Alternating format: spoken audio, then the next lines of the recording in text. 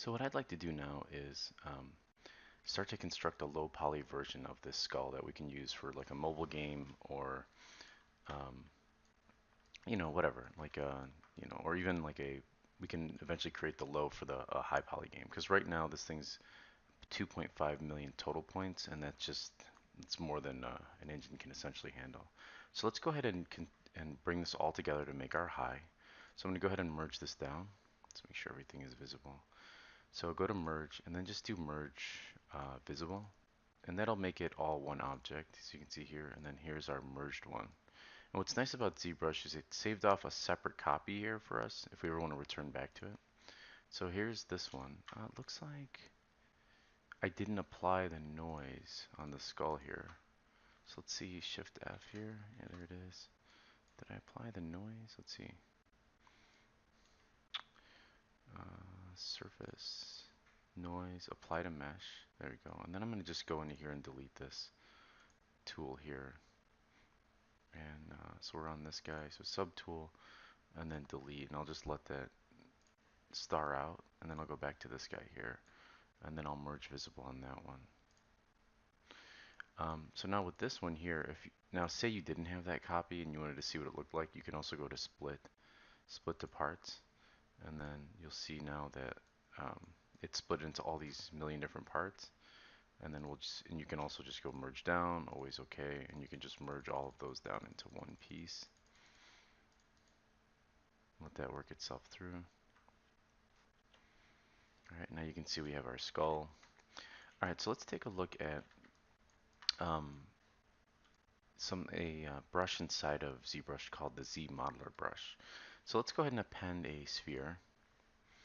And just like we did last time, we're going to go down here to initialize, and then we're just going to make a Q sphere.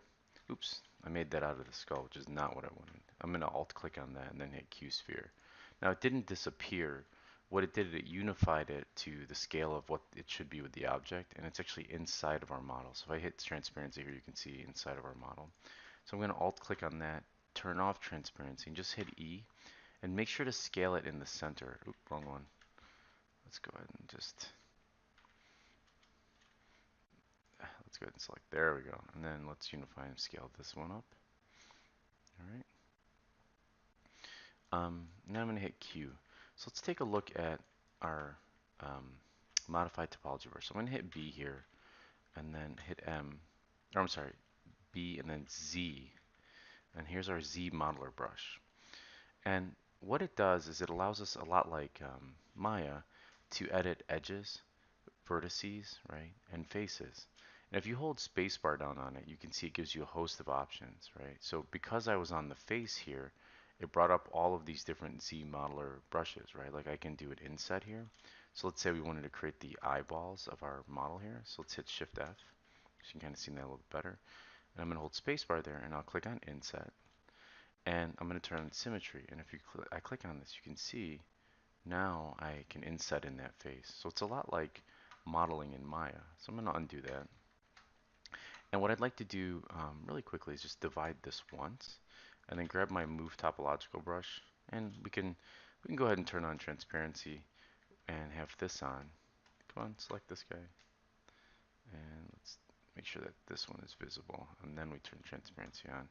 And we can go ahead and move these just so it matches the shape of our skull a little bit here. Then we're going to use our modified topological brush to just give us a nice, help us create a nice low-res skull. So let's move this up, let's move this down, help us shape out a nice low-res skull. So you can see here that it's not fully matched up, and that's okay, because we're going to be we're going to be adding cuts and stuff into this low to construct our low poly. Another thing we want to do is we want to make sure that our topology is pretty clean, right? So for example, do you see this edge here? We want to make sure that the edges here are always going up and down. So, and I'm a stickler for this. I had a friend, his name is uh, Ryan Cutler, and what he does is he's always a stickler for making sure your topology is completely averaged. So it's like all these edges move in the same place. I'm sorry, Ryan Cousins rather. And he worked for Nickelodeon, and that was their thing, is making sure every single edge lined up, every vertex was up and down and straight. So we can either do that by hitting BMT here, just moving the individual verts over. You can hold shift and sort of smooth that out, and then come back to remove topological and bring it out. Another way that I like to do it is when I'm going through the unwrapping process, which I'm going to show you how to do in here and in ZBrush, or I'm sorry, in Maya rather. I go through and clean it all up before I even do the projection in Substance Painter. Alright, so let's go ahead and add some edge loops around the eye socket area and the nose so that we can start really starting to shape out this skull. So go ahead and hit B, M, or I'm sorry, B, Z, right, and then M for our Z remodeler. And I'm going to hold spacebar above this edge here, and we're going to go to Insert, and, Insert, and not Inset, and we're going to look at single edge loop, which is fine. So now when you click on a perpendicular edge, oops, let's go ahead and delete lower. You can see here that it doesn't like having multiple, so that's fine. When I click on this and I'm not lifting up my pen, I can insert an edge here. So there's one there. Let's add another one down here. And then go back to our Move Topological brush and continue to shape this out and move these around. Right? And remember, we always have our Z remesher to help us really straighten up or clean up these edges. So something like this. And what I want to do is really compartmentalize the areas of my face, or my skull rather. So you can see here how I'm bringing that edge in and forward. And that's forming, it's starting to form out. Now, I'm focusing on this because this is the same way that I retopologize a face. So I have a center row of edges like this, right? And then next to that row is where I start to create things like a mask, which is inside of this area here, and I'll show you that in a second. And the eye sockets, which we're going to use the inset tool for. So let's kind of really get these together like this. Again, I'm trying my best to keep these straight. So something like this. And this video is getting a little long, so I'm going to add a couple more edges, and then we'll continue from there.